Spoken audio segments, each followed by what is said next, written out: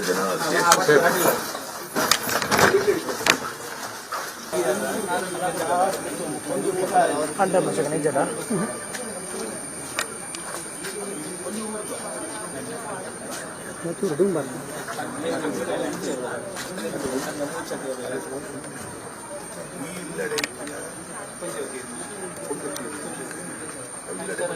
Bedroom ಇಂಚುಂಟು safe bedroom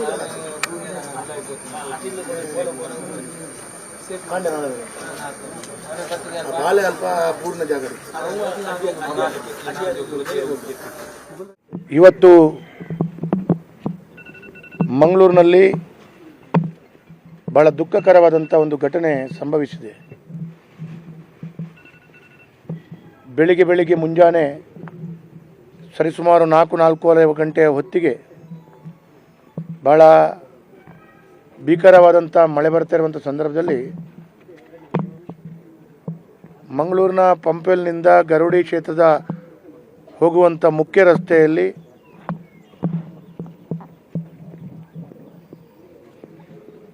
ಒಂದು compound ಕುಸಿದು ಹಳೆಯದಾದಂಥ ಮಣ್ಣಿನ ಮನೆಯ ಗೋಡೆ ಇರುವಂಥ ಮನೆಗಳಿಗೆ ಕುಸಿದು ಬಿದ್ದು ಈಗಾಗಲೇ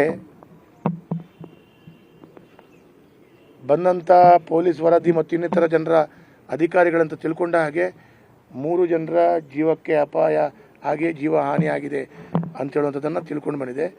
ಇನ್ನೂ ಕೆಲವರಿಗೆ ಪೆಟ್ಟಾಗಿದೆ. ಅದು ಅವರು ಚಿಕಿತ್ಸೆ ಮಾಡುವಂಥ ರೀತಿಯ ಎಲ್ಲ ಕೆಲಸ ಕಾರ್ಯಗಳಾಗ್ತಾ ಇದೆ. ಒಟ್ಟಾರೆ ಈಗಾಗಲೇ ನಾನು ಇನ್ನೂ ಇದಾದ ನಂತರ ಆಸ್ಪತ್ರೆಗೆ ಹೋಗಿ ಭೇಟಿ ಕೊಟ್ಟು ಚಿಕಿತ್ಸೆ ಇರುವಂಥ ಆ ಎಲ್ಲ ಬಂಧುಗಳನ್ನು ಕೂಡ ಅವರ ಆರೋಗ್ಯ ವಿಚಾರಣೆ ಮಾಡುವಂಥದ್ದು ಅಧಿಕೃತವಾಗಿ ವೈದ್ಯರ ಹತ್ರ ಮಾತಾಡಿಸ್ಕೊಂಡು ಅದರ ಎಲ್ಲ ಸಂಪೂರ್ಣವಾದಂಥ ಮಾಹಿತಿಗಳನ್ನು ತಿಳ್ಕೊಳ್ಳುವಂಥ ಪ್ರಯತ್ನಗಳನ್ನು ಮಾಡ್ತೇನೆ. ಆದರೆ ಒಟ್ಟಾರೆಯಾಗಿ ಹೇಳಬೇಕು ಅಂತೇಳಿ ಆದರೆ ಇದೊಂದು ಹಳೆಯದಾದಂಥ ಒಂದು ಕಂಪೌಂಡ್. ಆ ಕಂಪೌಂಡ್ ದೊಡ್ಡದಾದ ಕಂಪೌಂಡು ಎಕರೆಗಟ್ಟಲೆ ಇರುವಂಥ ಕಂಪೌಂಡ್ನಲ್ಲಿ ಭಾಳ ಹಳೆಯ ಪುರಾತನವಾದಂಥ ಮಣ್ಣಿನ ಮನೆ ಇರುವಂಥ ಒಂದೇ ಮಾಡಿನಡಿಯಲ್ಲಿ 4 ಮನೆಗಳು, ಸಣ್ಣ ಮನೆಗಳು, ಕೂಲಿ ಕಾರ್ಮಿಕರಿಗೆ, ಕಾರ್ಮಿಕ ವರ್ಗದವರಿಗೆ ಉಳ್ಕೊಳ್ಳುವಂಥ ದೃಷ್ಟಿಯಲ್ಲಿ ಇದ್ದಂಥ ಮನೆಗಳು. ಹಾಗಾಗಿ ಅದರ ಹಿಂದುಗಡೆ ಒಂದು ದೊಡ್ಡದಾದ ಒಂದು ಕಪ್ಪು ಕಲ್ಲಿನಲ್ಲಿ ಕಟ್ಟಿದಂಥ ಒಂದು ವಾಲ್, ರಿಟೈನಿಂಗ್ ವಾಲ್ ಥರ ವಾಲ್ ಇತ್ತು. ಆ ವಾಲ್ ಕಲ್ಲಿನ ವಾಲು, ಕೆಂಪು ಕಲ್ಲಿಂದು ಮತ್ತು ಕಪ್ಪು ಕಲ್ಲಿಂದು. ಅದು ವಾಲ್ ಸಡನ್ನಾಗಿ ಬಿದ್ದಾಗ ಮಲ್ಕೊಂಡಿದ್ದವರ ಮೈ ಮೇಲೆ ಬಿದ್ದು ಅವರಿಗೆ ಭಾಳ ವಿಪರೀತವಾದಂಥ ಗಾಯಗಳು ಮತ್ತು ಅದರಲ್ಲಿ ಕೂಡ 2 ಸಣ್ಣ ಮಕ್ಕಳು, ಶಾಲೆಗೆ ಹೋಗುವ ಮಕ್ಕಳು, ಅದರಲ್ಲಿ ಕೂಡ ಒಂದು ಹುಡುಗಿ ಕಪಿತಾನಿಯೋ ಶಾಲೆಯಲ್ಲಿ ಕಲಿತಿರುವಂಥ ವಿದ್ಯಾರ್ಥಿನಿ, ಹಾಗೆ 2 ಮಕ್ಕಳು ಅಸುನೀಗಿದ್ದಾರೆ ಮತ್ತು ಒಂದು ಮಹಿಳೆ ಅಸುನೀಗಿದ್ದಾರೆ ಅಂತ ಹೇಳುವಂಥದ್ದು ಇವತ್ತು ಸಿಕ್ಕಿದಂಥ ಮಾಹಿತಿ. ಈಗಾಗಲೇ ನನಗೆ ಬೆಳಿಗ್ಗೆ ವಿಷಯ ಗೊತ್ತಾದ ಕೂಡಲೇ ನಾನು ಜಿಲ್ಲಾಧಿಕಾರಿಗಳಿಗೆ ಮಾತಾಡಿದ್ದೇನೆ. ಅದಕ್ಕೆ ಜಿಲ್ಲಾಧಿಕಾರಿಗಳು ಸರ್ ನಾನು ಹೋಗ್ತಾ ಇದ್ದೇನೆ, ಇಲ್ಲಿ ಬರ್ತಾ ಇದ್ದೇನೆ ಅಂತ ಹೇಳಿದರು.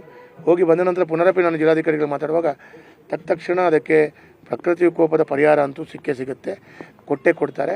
ಅದರಲ್ಲಿ ಕೂಡ ಕೆಲವು ಅವರ ಬ್ಯಾಂಕಿನ ವಿಳಾಸ ಅಥವಾ ಅವರ ಬ್ಯಾಂಕಿನ ಬ್ಯಾಂಕ್ ಅಕೌಂಟ್ ಸರಿಯಾಗಿದೆಯೋ ಇಲ್ಲೋ ಒಬ್ಬರದ್ದು ಇಲ್ಲ ಅಂತ ಹೇಳುವಂಥದ್ದಿದೆ. ಇದನ್ನೆಲ್ಲವನ್ನು ಗಮನಿಸಿಕೊಂಡು ಅವರಿಗೆ ಪ್ರಕೃತಿ ವಿಕೋಪದ ಪರಿಹಾರವನ್ನು ಕೊಡುವಂಥ ಕೆಲಸ ಕಾರ್ಯಗಳಂತೂ ಮಾಡ್ತಾರೆ.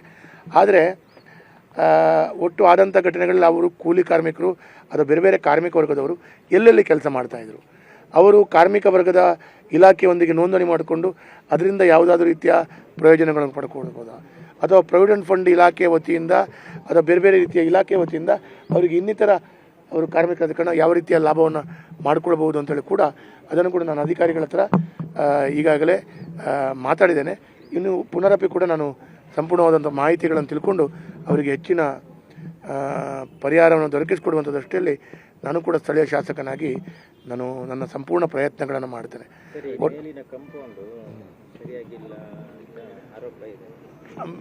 ಅದರ ಬಗ್ಗೆ ಇಂಜಿನಿಯರ್ಗಳೇ ವರದಿಗಳನ್ನು ಕೊಡಬೇಕು. ಈಗಾಗಲೇ ಕಂಪೌಂಡ್ ಕಟ್ಟಿ ಹಲವಾರು ವರ್ಷ ಆಯಿತು ಅಂತ ಹೇಳೋದು ಈ ಭಾಗದ ಸಾರ್ವಜನಿಕರು ಹೇಳ್ತಾ ಇದ್ದಾರೆ.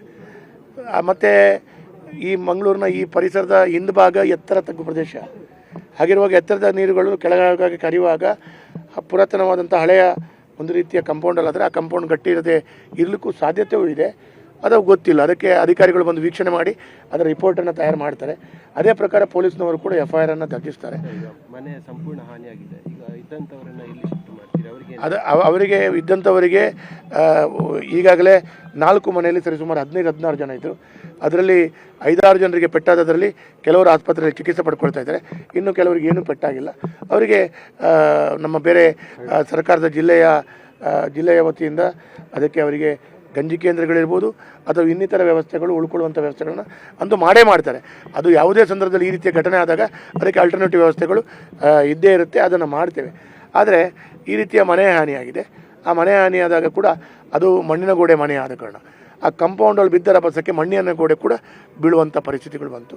ಒಟ್ಟಾರೆ ಆಗಬಾರ್ದಾದಂಥ ಒಂದು ಘಟನೆ ಆಗಿ ಪಾಪ 2 ಮಕ್ಕಳು ಮತ್ತೊಂದು ಮಹಿಳೆಯನ್ನು ನಾವು ಕಳ್ಕೊಂಡಿದ್ದೇವೆ.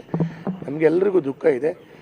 ನಾನು ಈ ರೀತಿಯ ಸಂದರ್ಭದಲ್ಲಿ ಒಂದು ಮಾತನ್ನು ಹೇಳೋದು, ನಾನು ಈಗಾಗಲೇ ವಿಧಾನಸೌಧದಲ್ಲಿ ಹಲವಾರು ಬಾರಿ ಮಾತನಾಡಿದಷ್ಟೇ. ಮಂಗಳೂರು ನಗರ ಅಂತ ಹೇಳಿದ್ರೆ ಎತ್ತರ ತಗ್ಗು ಪ್ರದೇಶ. ಒಂದು ಜಾಗದಿಂದ ಇನ್ನೊಂದು ಜಾಗಕ್ಕೆ ಎತ್ತರ ತಗ್ಗಿರುವಾಗ ಮಧ್ಯದಲ್ಲಿ ಗಟ್ಟಿಯಾದಂಥ ತಡೆಗೋಡೆ, ರಿಟೈನಿಂಗ್ ವಾಲ್ ಕಟ್ಟಬೇಕಾದಂಥ ಅವಶ್ಯಕತೆಗಳಿದೆ. ಹಾಗಾಗಿ ಆ ರಿಟೈನಿಂಗ್ ವಾಲ್ಗಳು ಬಿದ್ದು ಜೀವ ಹೋದ ನಂತರ ಪರಿಹಾರ ಕೊಡೋದಕ್ಕಿಂತ ಆ ರಿಟೈನಿಂಗ್ ವಾಲಿಗೆ ಹಣ ಕೊಟ್ಟರೆ ಹೆಚ್ಚು ಕಡೆಗಳೇ, ಅದರಲ್ಲಿ ಕೂಡ ಖಾಸಗಿಗಳಲ್ಲಿ ಕೊಡಲಿಕ್ಕೆ ಬರುವುದಿಲ್ಲ. ಆದರೂ ಕೂಡ ಸರ್ಕಾರದ ಹಕ್ಕುಪತ್ರ ಮನೆಗಳಿರುವಂಥದ್ದು ಇಂಥ ಜಾಗದಲ್ಲಿ ಆ ರಿಟೈನಿಂಗ್ ವಾಲ್ ಸರ್ಕಾರದ ಆಗಿರುತ್ತೆ. ಅದು ಬಿದ್ದಾಗ ಈ ರೀತಿಯ ಅವಘಡಗಳು ಸಂಭವಿಸುವಂಥದ್ದು ಕಳೆದ ಬಾರಿಗಳು ಕೂಡ ಸಂಭವಿಸಿದೆ. ಕಣ್ಣೂರಿನಲ್ಲಿ ಒಂದು ಸಂಭವಿಸಿದ್ದು, ಅದೇ ರೀತಿ ನಿಮ್ಮದು ಮೊಂಟೆಪದವನ ಹತ್ರ ಸಂಭವಿಸಿದ್ದು, ಹೀಗೆ ಅದೆಲ್ಲ ಸರ್ಕಾರಿ ಭೂಮಿಯೇ ಆಗುವಂಥದ್ದು.